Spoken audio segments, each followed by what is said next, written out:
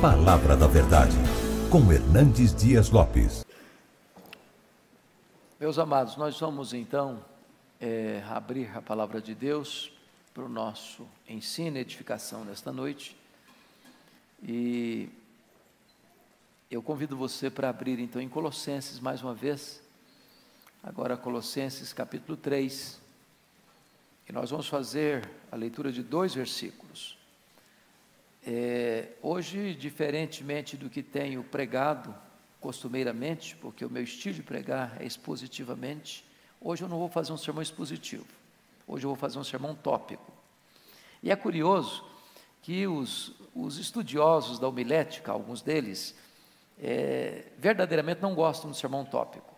Isso levou talvez a maior autoridade viva atualmente em homilética, Dr. Haddon Robson, que é professor do seminário de Gordon, em Boston, Estados Unidos, disse que um pregador devia pregar um sermão tópico a cada 10 anos, e terminar de pregar e pedir perdão para Deus. Então eu estou nessa condição. Mas ele também chegou a dizer, por outro lado, que mesmo que você não esteja fazendo uma exposição, o seu sermão precisa ser bíblico nos pontos que aborda. Desta forma, mesmo sendo tópico, precisa ser expositivo, porque você não está expondo a sua ideia, você está expondo a palavra de Deus. Bom, então vamos ler 2 versículos. Primeiro, Colossenses 3, versículo 8. Está escrito o seguinte: agora, porém, despojai-vos igualmente de tudo isso: ira, indignação, maldade, maledicência, linguagem obscena do vosso falar. Chama a sua atenção para essa expressão, despojai-vos. Agora, versículo 12: revesti-vos, pois, como eleitos de Deus, santos e amados, de ternos afetos de misericórdia, de bondade, de humildade, de mansidão e de longanimidade. Então eu gostaria que você frisasse essa expressão, revesti-vos. Então hoje, na minha mensagem tópica, eu vou me prender a essas 2 palavras: despojai-vos e revesti-vos. Você tira um, bota outro. É como uma roupa. Você tira uma roupa suja e bota uma roupa limpa. Você tira aquilo que nós chamaríamos de um pecado, de um hábito, de uma atitude, de uma postura errada, e você adota uma outra atitude, uma outra postura, um outro comportamento correto. Então, o que é que nós precisamos deixar de ser e o que nós precisamos ser?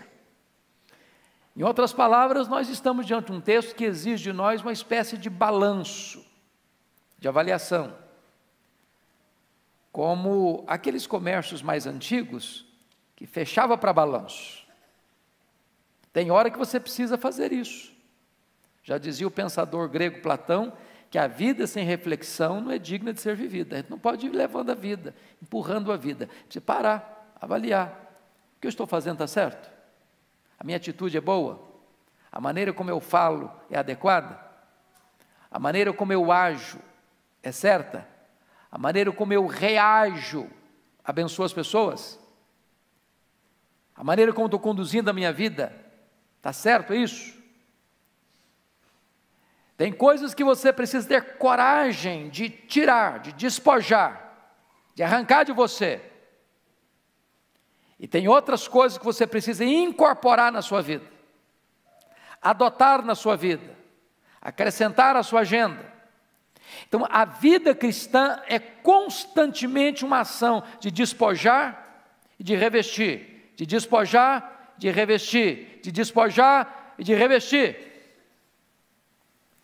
A pergunta hoje é essa: o que é que eu devo tirar da minha vida? A outra questão é: o que é que eu devo acrescentar à minha vida? Então, para não ter nenhum desequilíbrio, eu vou mencionar 6 coisas que nós devemos despojar. Como roupa suja, você tira e bota no canto.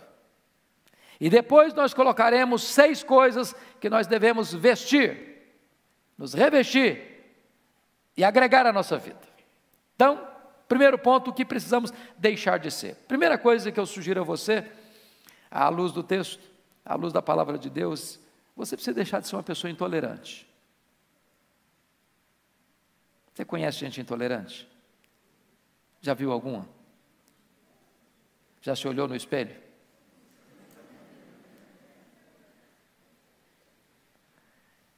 Tem hora que você é intolerante, não, fala a verdade. Tem hora que é muito difícil conviver com você, não é não?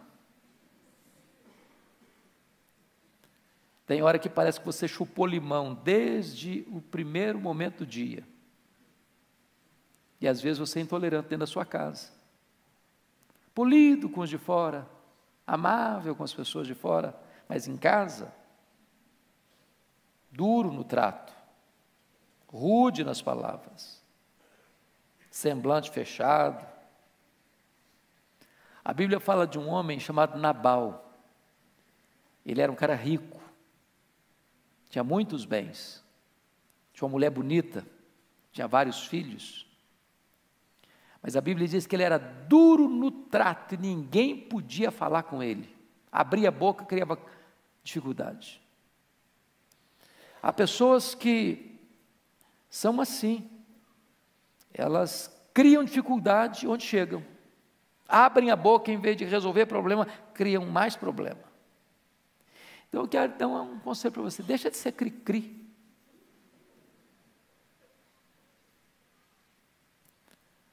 O maior gesto que você pode ter para ser maduro é ser parecido com Jesus.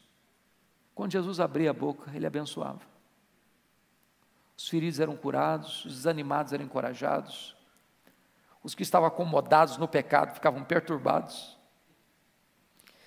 E desta maneira, eu gostaria que você agisse com as pessoas de dentro da sua casa, de dentro do seu trabalho, da sua convivência, como você gostaria que as pessoas agissem com você. Deixe de ser intolerante. Segunda coisa, o que é que você precisa deixar de ser? Você precisa deixar de ser uma pessoa pessimista. Você conhece gente pessimista? Que olha para a vida com lentes escuras? Que vê tudo nublado? Se você encontrar com ela 10 vezes no dia, depois que falar bom dia, fala, está doendo, estou se sentindo mal. Você precisa dizer o que aconteceu comigo. Só coisa ruim, só lamenta, só murmura, só reclama, só tem palavra negativa. E essas pessoas depois ficam mais amargas, sabe por quê? Porque todo mundo foge delas. Elas espantam as pessoas. Porque você tem que tomar um sorrisal antes de começar a conversar, porque sabe que vai ter problema. Então é muito importante você parar e pensar o seguinte: você precisa parar de olhar para a vida com óculos escuros, de enxergar tudo nublado, cinzento, e de começar a fazer prognóstico negativo para a sua vida, para a sua família, para a sua igreja, para a sua nação. Tem gente que é sempre assim: olha, está muito ruim, mas vai piorar. Está difícil, mas vai ficar muito pior. A eleição hoje está muito complicada, mas depois que tiver eleição vai piorar muito mais ainda. Olha, a denominação religiosa, minha igreja está difícil, mas vai ficar muito pior. A denominação vai piorar mais ainda. Tem gente que só pensa assim, para trás, dando marcha ré, jogando contra o patrimônio, sempre numa linguagem pessimista.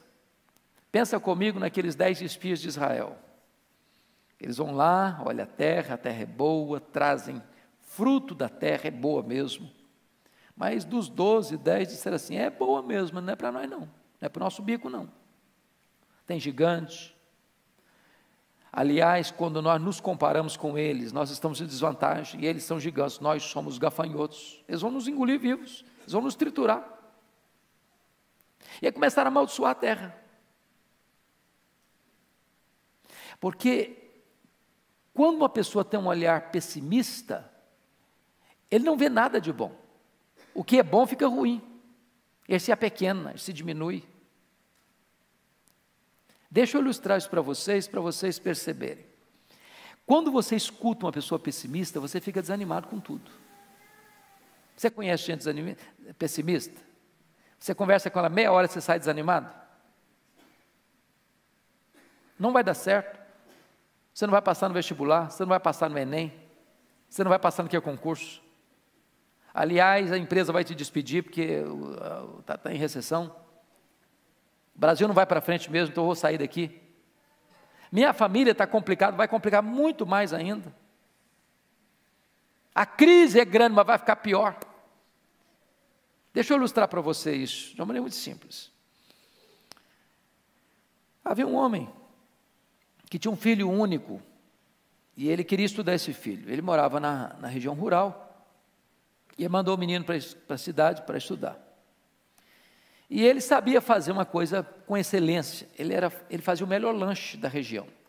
Ele montou uma barraca na beira da estrada, fazia lanche, as pessoas chegavam, comiam o lanche, iam embora, e você sabe que a melhor propaganda é o serviço bem feito.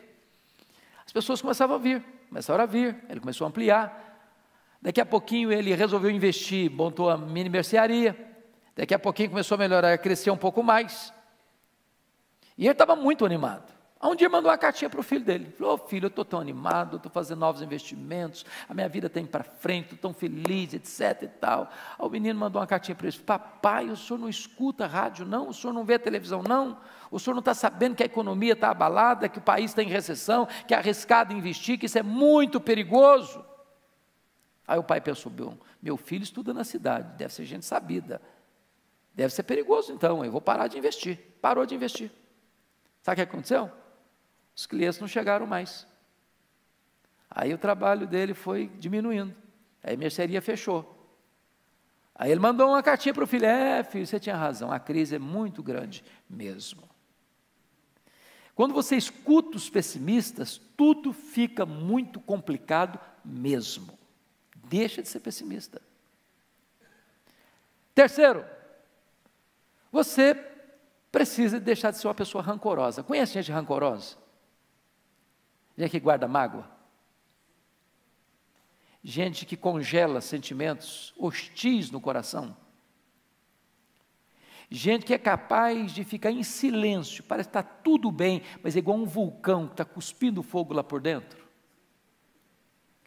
Gente que faz registros de memórias amargas, de reminiscências cheias de dor, que guarda na manga uma oportunidade: você me paga, a sua hora vai chegar.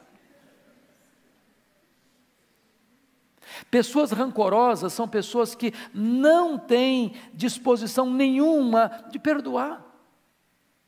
E eu vou dizer uma coisa para você: quando você tem raiz de amargura no seu coração, duas coisas vão acontecer segundo Hebreus 12:15. Primeiro, você vai ficar perturbado. Uma pessoa amargurada, irmãos, não tem saúde emocional. Uma pessoa amargurada não tem saúde espiritual. Uma pessoa que tem mágoa no coração, ela não consegue orar. Ela pode orar, mas não tem vitória na oração. A Bíblia diz isso. Se você, ao orar, você lembrar que você tem alguma coisa contra alguém, você tem que perdoar primeiro para depois orar. Nem ofertar você consegue, porque Deus não aceita a oferta. Quando você não perdoa, você adoece. Porque a mágoa, ela é muito curiosa. Você pensa que você está machucando a outra pessoa, você está machucando a você mesmo. Você está laborando contra você mesmo. Você está destruindo a você mesmo. Você está bebendo um copo de veneno pensando que o outro é quem vai morrer. Então a pessoa rancorosa, ela não vive uma vida plena, uma vida abundante. E a segunda coisa, para quem fica amargurado, é que ela contamina as pessoas. Ela azeda o ambiente. Ela fermenta a convivência dela. Eu não sei se você tem alguma pendência de relacionamento. Dentro de casa, no trabalho, na escola, com parentes, com vizinhos. Porque nós não vivemos blindados, não é verdade? Nós decepcionamos as pessoas nos decepcionam. E a única maneira de você viver uma vida cristã saudável, uma vida familiar saudável, uma convivência saudável, é você zerando a conta, é você perdoando, é você colocando aquilo que foi feito contra você, impensadamente ou planejadamente, seja um delito culposo ou seja um delito doloso, é perdoando. O perdão liberta, o perdão cura, o perdão asepsia na sua alma, é uma faxina na sua mente, é uma alforria no seu coração. Quando você perdoa, Deus limpa o seu coração e a sua vida fica leve. Então deixe de ser uma pessoa rancorosa. Quarto lugar, o que é que eu preciso deixar de ser? Eu preciso deixar de ser uma pessoa hipersensível. Você conhece gente hipersensível? Assim, bem melindroso mesmo, igual cristal. Gente que você precisa pisar em ovos para conversar. Você precisa medir com muita precisão suas palavras, porque a pessoa se melindra por qualquer coisa. Deixa eu dizer uma coisa para você, hipersensibilidade tem outro nome, chama-se orgulho. Orgulho. Tem crente hipersensível. Tem crente que qualquer coisinha diz, eu vou sair da igreja. Também não ponho os pés mais lá. Também não faço mais nada na igreja, porque eu fui fazer alguma coisa e me criticaram. E quem disse para você que ao fazer as coisas boas você não vai ser criticado? E quem disse para você que por estar fazendo as coisas certas você não vai ter oposição? E quem disse para você, pelo fato de você estar vivendo uma vida de santidade, você não vai enfrentar resistência? Deixa de ser hipersensível. Quer um exemplo? Vocês se lembram por que é que o rei Saul se desequilibrou emocionalmente? O que levou Saul à loucura? Uma música. Tem música que ajuda, tem música que enlouquece. Tem muita música que enlouquece, não é verdade, gente? Tem hora que eu fico pensando, tem dia que eu escuto uns negócios assim, falei, mas não é possível que isso aí é música, porque é uma loucura. Mas houve uma música que ficou lá na parada de sucesso mais de uma semana, a música, e a música era essa: Saul matou os seus milhares, Davi matou os seus 10 milhares. Essa música adoeceu o coração do Saul. Por quê? Despertou nele uma hipersensibilidade. Puxa vida, tem gente que está sendo mais honrada do que eu, e eu sou o rei. Você conhece gente que fica constrangida quando o outro é mais honrado que ele? Quando ele queria ter recebido os lauréis, os louros, os aplausos, e é o outro que recebe? Você sabia que nós temos mais facilidade de chorar com os que choram do que nos alegrarmos com os que se alegram? Porque nós somos hipersensíveis, nós somos vaidosos, soberbos, orgulhosos e queremos tudo para nós, e quando o outro é honrado, nós nos sentimos machucados por dentro, feridos, por causa da nossa hipersensibilidade.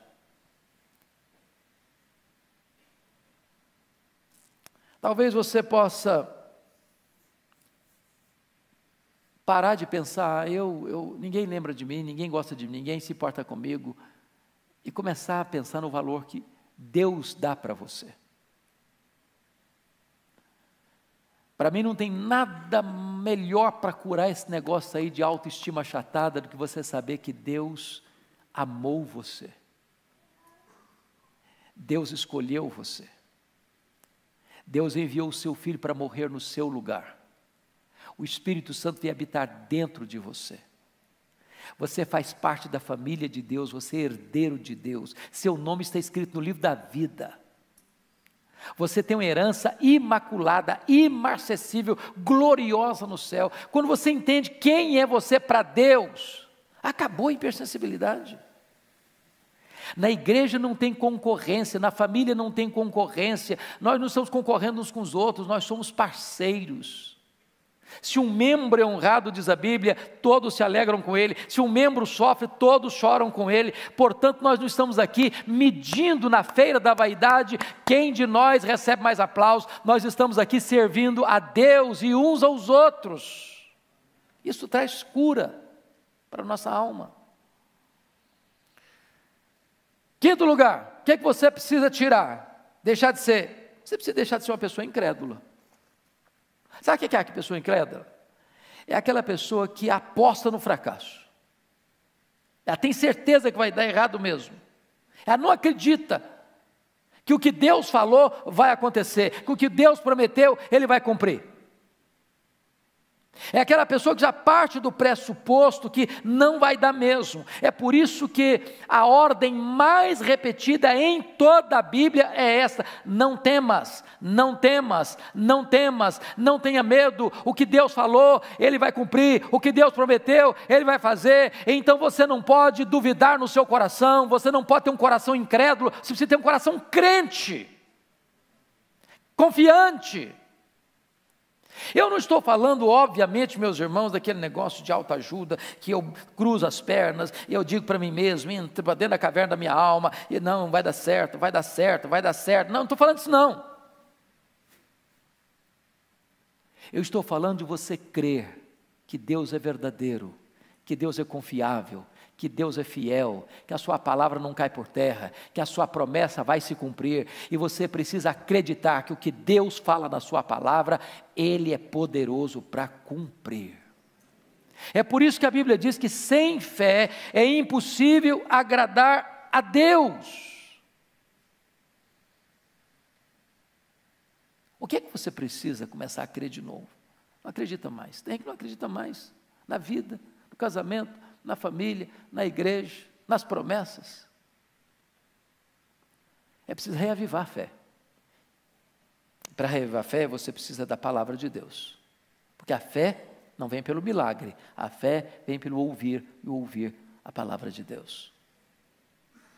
Último lugar, sexto lugar. O que é que você precisa deixar de ser? Você precisa tirar, despojar. Você precisa deixar de ser uma pessoa descomprometida com Deus e com a sua igreja. Desculpa da expressão, deixa de ser um crente fajuta, meia boca.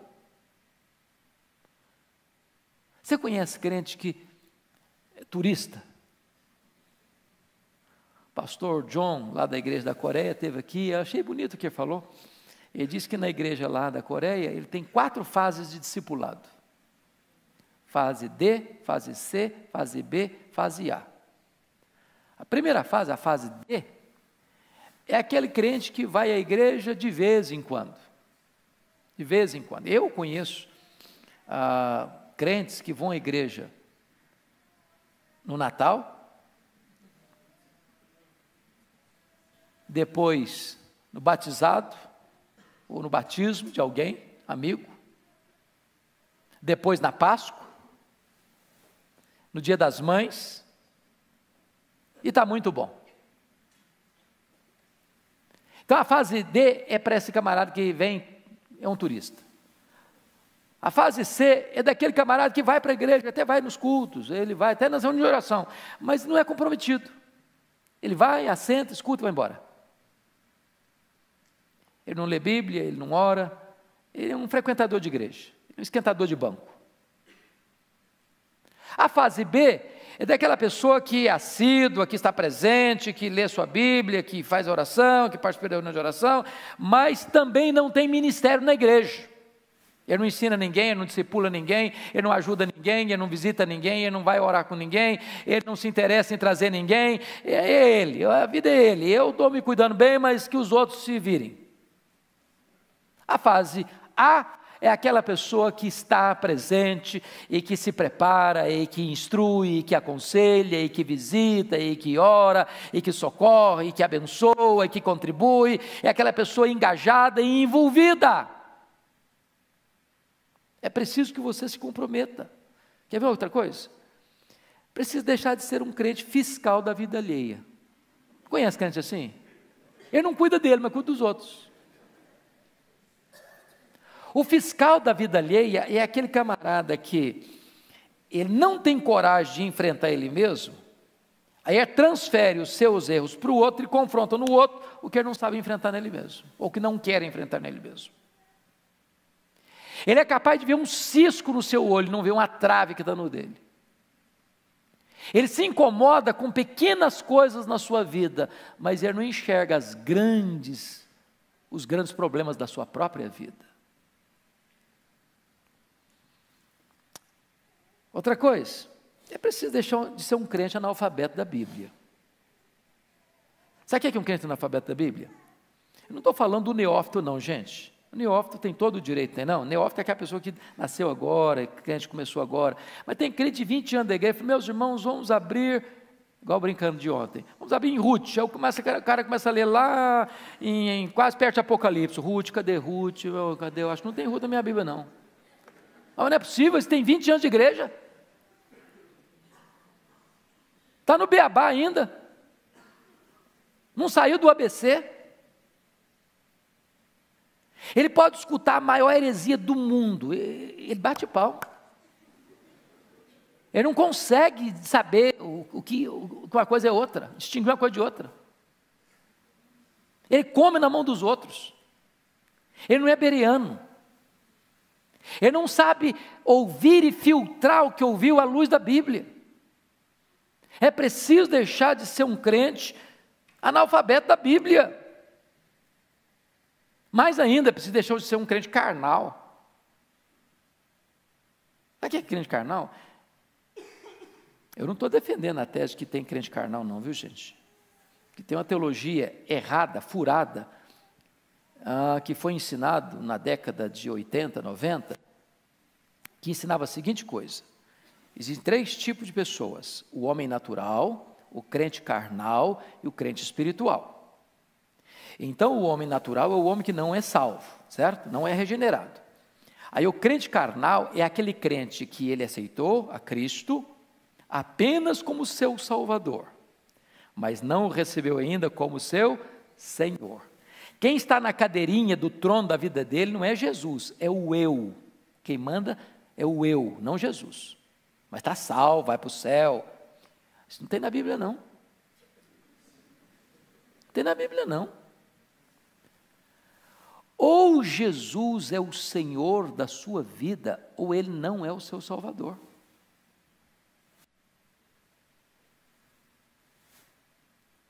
Não tem desse negócio de crente meia boca, crente mundano. Deus não nos salvou no pecado, Deus nos salvou do pecado. Então a única prova que você tem que você é um salvo é se você é santo.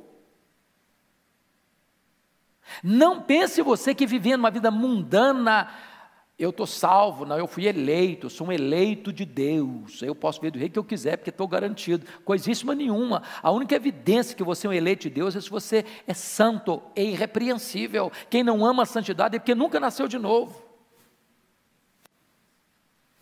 Então você precisa deixar de ser um crente carnal. Agora vamos olhar o outro lado, versículo 12. Revestivos, você tirou, despojou, tirou a roupa suja, agora é hora de você começar a vestir coisa nova, coisa limpa. Então o que você precisa ser? Em primeiro lugar, você precisa ser um crente cheio do Espírito Santo. Um crente cheio do Espírito Santo. E eu vou fazer uma pergunta para você, não precisa levantar a mão. Você é um crente cheio do Espírito Santo? Um dia um diácono chegou para o Dr. Billy Graham, diz assim: Dr. Billy Graham, tem um membro da nossa igreja, um diácono da igreja, que devia ser disciplinado. Mas por que, meu irmão, que eu devia ser disciplinado? Devia ser disciplinado porque está bebendo, está enchendo a cara, está chegando em casa bêbado. Aí o Dr. Billy Graham disse: é verdade, mas deixa eu fazer uma perguntinha, você está cheio do Espírito Santo? Ah, pastor, quer dizer, cheio do Espírito Santo? Então não. Bom, meu irmão, então deixa eu dizer uma coisa para você. Sabe o que a Bíblia diz? E não vos embriagueis com o vinho no qual há dissolução, mas enchei-vos do Espírito. Tem 2 ordens aí, uma negativa, outra positiva. Da mesma maneira que é um pecado você ser uma pessoa embriagada, cheio de vinho, também é pecado você não ser cheio do Espírito Santo. Porque ser cheio do Espírito Santo não é uma opção, é um mandamento.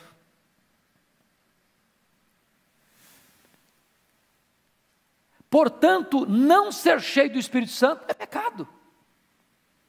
É uma ordem. Tem crente que, ó, Senhor, eu quero ser cheio do Espírito Santo, me enche do Espírito Santo, me enche do Espírito Santo, me enche do Espírito Santo. Deus diz, mas seja cheio, eu já estou mandando você ser cheio há muito tempo.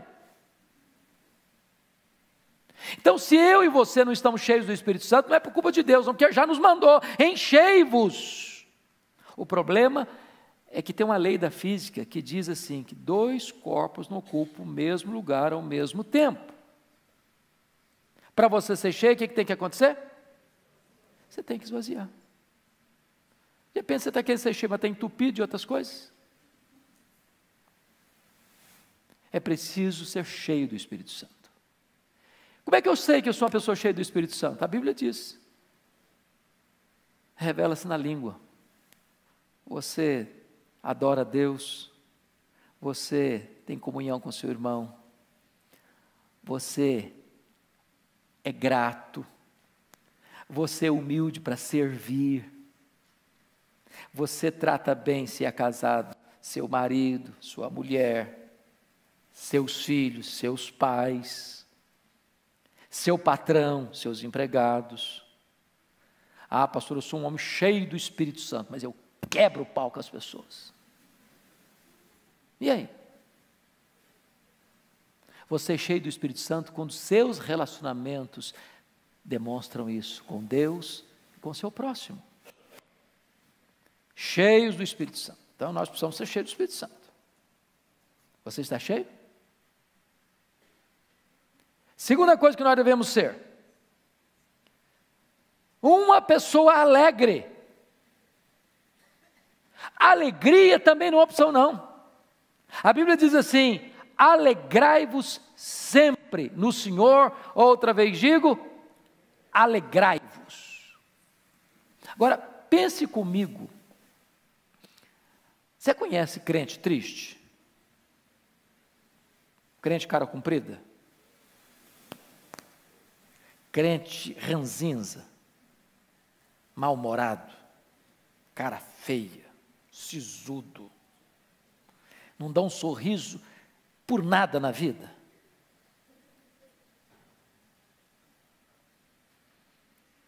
Meus irmãos, a alegria do Senhor é a nossa força, diz a Bíblia. A alegria é marca do crente. Jesus é a nossa alegria, diz o apóstolo. O fruto do Espírito é a alegria. O reino de Deus é a alegria. A ordem de Deus é alegrai-vos. A alegria é uma bênção. Você está num ambiente de alegria, é uma grande bênção.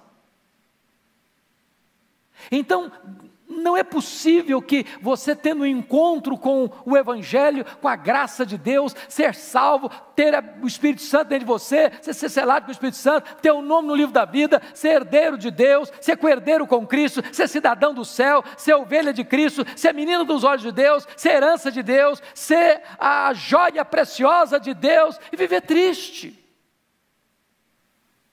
É preciso ser alegre. Alegria não é ausência de coisas ruins, nem presença de coisas boas. A alegria nossa é uma pessoa, a nossa alegria é Jesus. Se você tem Jesus, você é uma pessoa feliz, alegre. Agora preste atenção,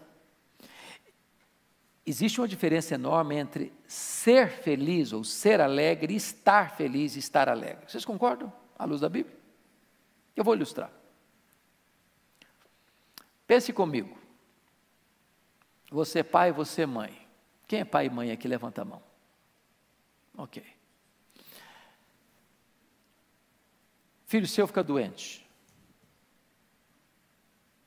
Leva para o hospital. A situação é grave. Você vai feliz para o hospital? Vai ou não vai? Não. Você não está feliz. Mas você é feliz. O estar é circunstancial, o ser é essência, é o permanente, é a realidade existencial. Nem sempre você está feliz, mas você é feliz. A pessoa que depende de circunstância, ela está feliz, está lá numa festa, está feliz, volta para casa, bota a cabeça no travesseiro, está desesperado, está um vazio na alma. Ela está feliz, mas não é feliz. Você pode não estar feliz na hora do luto, na hora da doença, na hora que você é mandado embora de um emprego, na hora que você planejou uma coisa e saiu outra. Mas isso não altera quem você é. Vocês lembram da experiência do Dr. Spafford, aquele advogado presbiteriano de Chicago, convertido pelo ministério de Dwight Lyman Moody, quando ele sofre um revés financeiro e aquele terrível incêndio que destruiu boa parte da cidade de Chicago na época, ele foi profundamente abalado financeiramente. Depois desse incêndio, ele tinha 5 filhos, um menino e 4 meninas. O menino morre, a dor aumenta, ele planeja uma viagem para a Europa com a família para aliviar o coração, e na véspera da viagem não consegue embarca a esposa e as 4 filhas com a promessa de, na semana seguinte, encontrar-se com elas na Europa, e quando a esposa e as filhas embarcam, o navio naufraga, e as 4 filhas morrem. E a esposa manda um telegrama para ele assim: salva, porém só.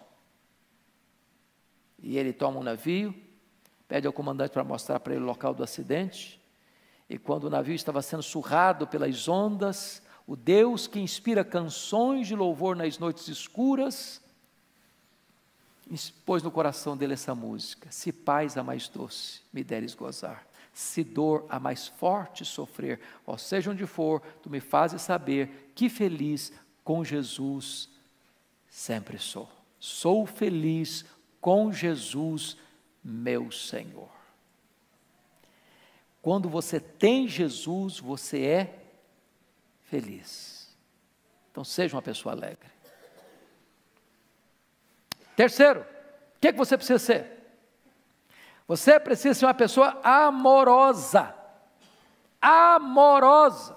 Sabe o que a Bíblia diz lá em João 13, 34 e 35? Novo mandamento vos dou, que vos ameis uns aos outros, assim como eu vos amei, que vos ameis uns aos outros. E nisto conhecerão todos que sois meus discípulos, se tiveres amor uns pelos outros. Agora deixa eu dizer uma coisa para você. Tem gente que ama, mas não diz. Conhece gente assim, que não sabe falar?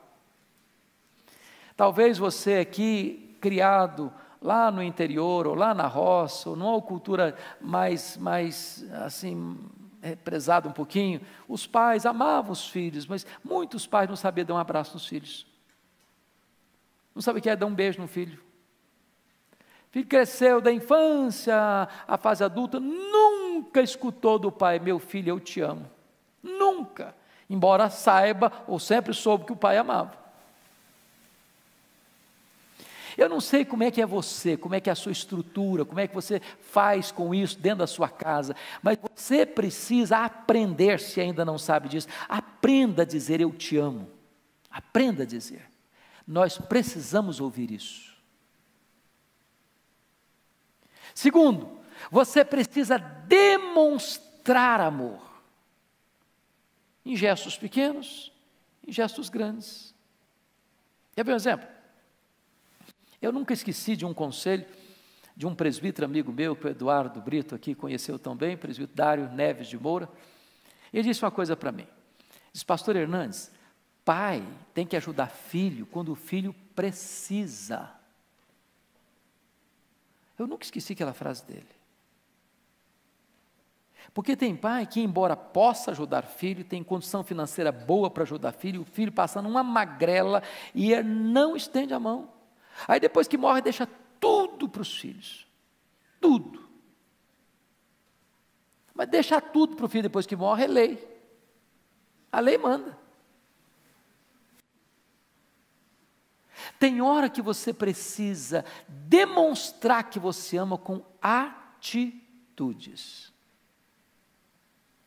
Nós vamos ser considerados discípulos de Cristo, não é pela doutrina que defendemos, embora isso faz parte.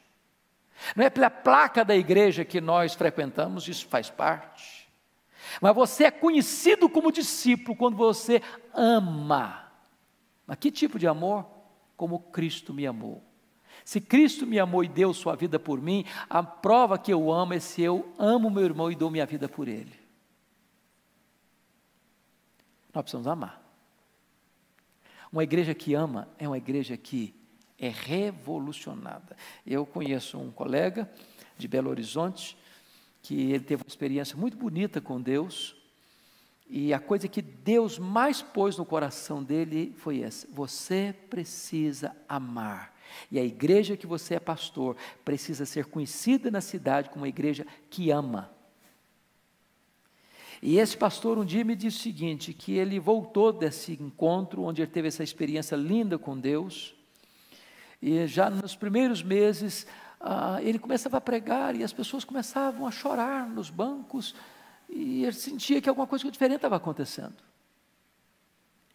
Ele começou a perceber que a postura dele tinha mudado automaticamente, uma coisa assim linda, que Deus foi tratando, Deus foi transbordando o coração dele, os gestos deles mudaram. Um dia ele estava fazendo barba, e preparando para ir para a igreja, a menininha dele de 5 anos se aproxima lá e ficou olhando para ele, fazendo a barba, disse: papai, sim filha, o senhor está tão legal. Dizia que aquilo derreteu o coração dele, porque ele percebeu que a menina de 5 anos tinha notado, sem que ele falasse nada, que a postura dele tinha mudado dentro de casa e na igreja. A pessoa que entrar por aquela porta, ela precisa sentir algo tão sublime na pessoa que chega, que dá um abraço, que aperta a mão, que dá um sorriso. Ela precisa sentir que ela é bem-vinda, que ela é amada, que ela é querida, que ela é preciosa. Eu fui a Quacisabanto, onde aconteceu um grande avivamento na África do Sul. A coisa que mais me marcou lá foi amor. As pessoas olhavam para você quase que querendo adivinhar o que você precisa, que eu quero servir você, eu quero atender você, eu quero atender a sua necessidade, eu amo você, você é importante, que bom que você está aqui, a sua vida, a sua presença aqui é uma bênção para nós. E quando uma pessoa chega na igreja e vê um ambiente desse, quando a pessoa chega numa casa, numa família e vê um ambiente desse, isso traz cura para a alma, isso traz restauração para a vida. Nós precisamos aprender a amar. Quarto lugar, o que eu e você precisamos ser? Uma pessoa generosa. Oh, meus irmãos, que bênção que é ser uma pessoa generosa. Sabe o que a Bíblia diz? A alma generosa prosperará.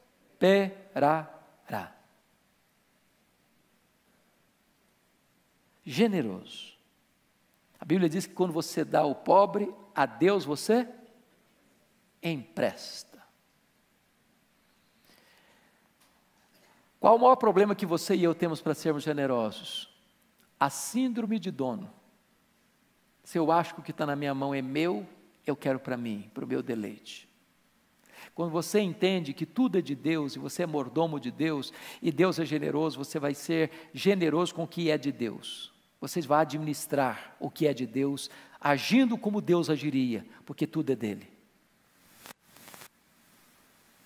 Eu não sei se você tem, e nós precisamos, às vezes, deixa eu lhes dizer isso, às vezes nós ficamos preocupados, porque existem extremos, né? Existe hoje as pessoas que estimulam as pessoas a dar, porque elas é que querem receber. É a teologia da prosperidade. Você dá para a igreja, você vai receber 10 vezes mais. Então, isso que dá para a igreja, dá para o pastor, e o pastor embolsa, e a igreja é uma empresa, e ele é o dono dessa empresa, e aí você tem megas empresários religiosos. E aí a gente quer fugir desse extremo. Mas nós precisamos entender uma coisa, o princípio bíblico é correto, a motivação precisa ser santa. Mas quando você semeia, você colhe.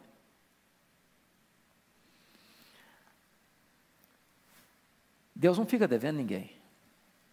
Então comece a ser generoso. Alguém disse o seguinte: pastor, mas eu não tenho nada para dar, não. Eu sou muito pobre, o que eu ganho não dá nem bem direito para mim. Deixa eu dizer uma coisa para você: ninguém é tão pobre que não possa dar, e ninguém é tão rico que não possa receber. Generosidade não tem a ver com quanto você tem, mas quão generoso é o seu coração. Deus me fez experimentar isso de uma maneira muito linda nos Estados Unidos. Nós chegamos com algumas dificuldades financeiras, mas eu e minha esposa tomamos uma medida. Nós chegamos com a seguinte informação: o americano é um pouco frio, diferente, tal, secão. A nossa experiência foi 100% o contrário disso. 100%. Nós queremos ir para abençoar. Minha esposa cozinha muito bem, graças a Deus, eu fico muito feliz por isso. Que eu faço um ovo cozido, que é uma coisa espetacular. E o que nós fazíamos? Fazíamos a comidinha gostosa. E toda semana a gente escolhia uma casa. Aí batíamos na porta, nós viemos trazer uma comida para vocês. Deus abençoe, então voltar para casa. Outra semana, outra família. Outra semana, outra família. Começamos a descobrir que tinha velhinhos lá, cujos filhos moravam na cidade, tinha mais de ano que não ia lá ver os pais. Quando os velhinhos recebiam aquele prato de comida e um sorriso nos lábios, eles começavam a chorar. A chorar. Estava vindo embora, tinha que vender meu carro, que era velho, e estava avaliado num valor de 3.500. O pastor, meu vizinho, falou: rapaz, eu só tenho 2.000, eu não tenho mais, mas eu preciso do seu carro.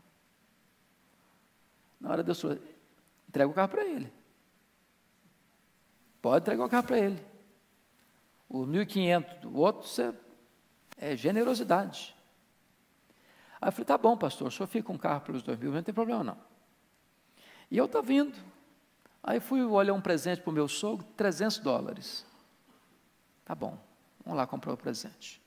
Aí eu falei: não, mas você fica com o carro até você me entregar. E eu fiquei tão impressionado com aquilo que nós cuidávamos de uma escola que os meninos estudavam, e a minha esposa foi lá concluir esse trabalho, nós já estávamos com tudo pronto, as malas feitas, a casa já fechada praticamente. Aí ela me liga: corre aqui porque eu bati o carro. Quer dizer, carro vendido e não entregue, batido é uma complicação, né? E eu fui para lá preocupadíssimo. Uma caminhonete truque bateu na traseira, era um Toyotinha antigo, velho, daqueles mais reforçados. A picape saiu rebocada, com o radiador todo arrebentado. Quando eu cheguei, não tinha nada na traseira do carro. Sabe o que é nada? Falei: cadê o carro batido? Mas o guarda estava lá, olhando e tal. Voltamos para casa sem nada, não precisou nem falar com o dono do carro que estava batido, não tinha nada mesmo. Meia hora depois chega o carro da polícia, o guarda de trânsito, uma cidadezinha pequena. Cadê o carro? Era outro guarda. Esse aqui. Cadê a batida? Eu falei: está aí, não tem batida não. Pode ficar tranquilo, não precisa fazer documento, não tem nada. Não, mas ele está no computadorzinho. Daqui a pouquinho, ele abre a maleta dele, faz um cheque de $300. Isso aqui é do senhor. Eu falei: como assim, meu? Não, eu tenho por obrigação dar um cheque para o senhor de $300 do seguro. Mas o carro não tem problema, mas é minha obrigação entregar o cheque para o senhor, $300. Tá bom, garantido o presente do sogro. Quando você é generoso, Deus não deixa você sem um sinal de que Ele se agrada da generosidade. Faça experiência com Deus. Você conhece gente que está precisando de ajuda. Quem sabe você possa dar uma oferta.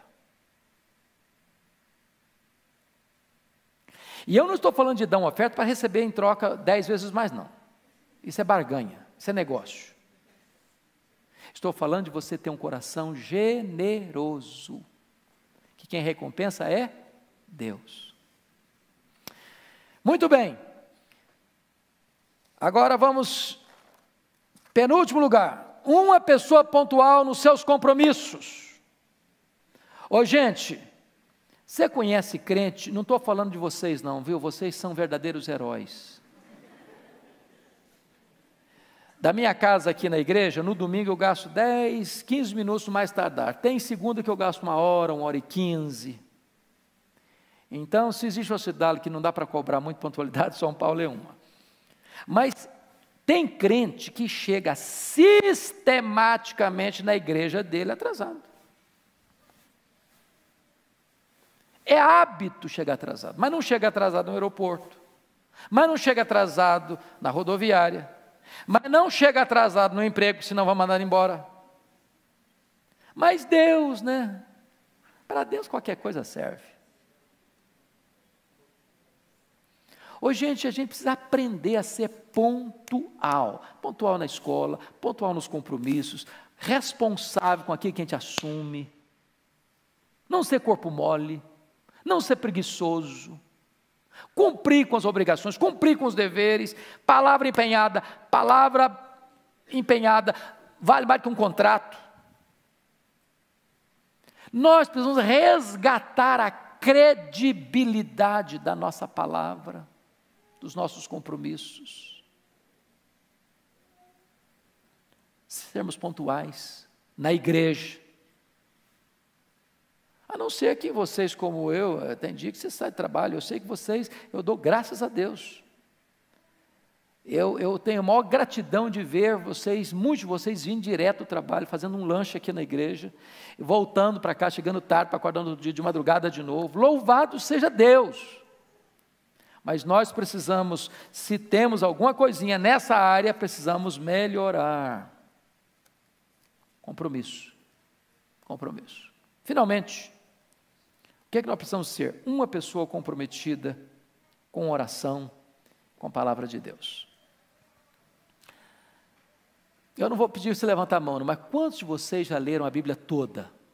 Gênesis, Apocalipse. Já leu, filhote? Bênção, louvado seja o Senhor. Assuma esse compromisso. Se você ler 3 capítulos por dia, você lê a Bíblia toda no ano. Eu conheço um colega que lê Salmos, eu gosto de ler Salmos, só lê Salmos, mas a Bíblia não é só Salmos. Eu gosto de Provérbios, acho beleza, mas a Bíblia não é só Provérbios. Leia, estude, medite, conheça. Porque nós estamos num mercado religioso com muitas ideias, com muitas teologias, com muitos ismos, com muitas tendências, com muitas vozes estranhas, com muitas trombetas soando com sonido incerto. Se você não conhecer Bíblia, você vai engolir veneno pensando que está comendo pão. Estude a Bíblia. E eu vou lhes dar e eu quero terminar aqui. Eu vou contar para vocês a minha experiência. Marcou minha vida. Eu fiz seminário em 78, 81. E eu era um aluno razoavelmente responsável, bastante responsável com os meus estudos. Até porque eu era muito ruim de bola. Então, meus colegas jogavam bola, eu era a reserva dos pernetas, chegava lá, ninguém me escolhia para jogar. E quando eu era o último escolhido e ficava no time mais fraco, já levava uma goleada com 10 minutos, eu ia embora. Falei, agora meu jeito é estudar mesmo, não adianta. Não tem futuro como esportista. Fui meu primeiro aluno nos 3 anos consecutivos, mas eu achava que a minha vida estava ótima. Até o dia que no 4º ano, começo do 4º ano, eu vou pregar numa igreja, e uma abençoada de uma moça se aproxima de mim e me faz uma pergunta que não devia ter feito, aliás, devia sim. E aí, jovem, como é que está a sua vida com Deus? Sua vida de oração? Mas ela não perguntou aquela vidinha de rotina, não, de orar de manhã, no café da manhã, no almoço, na janta, aquela oração assim, do ritual. Ela foi mais fundo na coisa. E eu disse para ela, filha, embora eu tenha estudado com tanto zelo, mas a minha vida com Deus está muito aquém do que precisa estar. Voltei para o seminário, tinha uma sala lá, chamada Sala da Oração. Tinha um sofá, tinha uma cadeira e mais nada. Eu peguei minha Bíblia, botei debaixo do braço, sozinho para lá. Me ajoelhei, li a Bíblia 15 minutos, orei 15 minutos. No dia seguinte, peguei minha Bíblia e fui para lá. Primeira semana, sozinho. Na segunda semana, aquilo já era um deleite para a minha alma. Aquelas lutas internas, às vezes, foram sendo completamente vencidas automaticamente. Na terceira semana, alguém olhou, me viu entrando na sala. Posso entrar com você? Claro. Outro, posso ir também? Claro. No outro dia, outro, posso ir também? Claro. E um grupo de moços começaram a buscar a Deus, clamar ao Senhor, para Deus restaurar a vida, para Deus trazer avivamento. O coração foi se aquecendo. Daqui a pouquinho, colegas batiam na porta do meu quarto. Posso entrar, falar um pouquinho com você? Abri o coração, estou precisando de ajuda. Orava por ele, Deus aquecia o coração. Nós precisamos ter o nosso momento a sós com Deus. Tem luta na sua vida que você não vai vencer no braço, você vai vencer de joelhos. Você precisa amar a Deus, amar a palavra de Deus. Esse livro precisa ser vivo na sua mão. Seu coração precisa ser aquecido de novo. Você precisa ler o seu coração palpitar. E às vezes você corre o risco de se tornar um religioso profissional. Um pastor me disse há poucos dias, com lágrimas nos olhos, pastor Hernandes, eu me tornei um profissional de fazer sermão, mas isso não tem nada a ver comigo, mas isso não mexe mais comigo. O que nós precisamos fazer? Pedir que Deus produza amor no nosso coração, pela palavra, pela oração. Que Deus nos ajude a tirar o que precisa ser tirado e a colocar o que precisa ser colocado na nossa vida.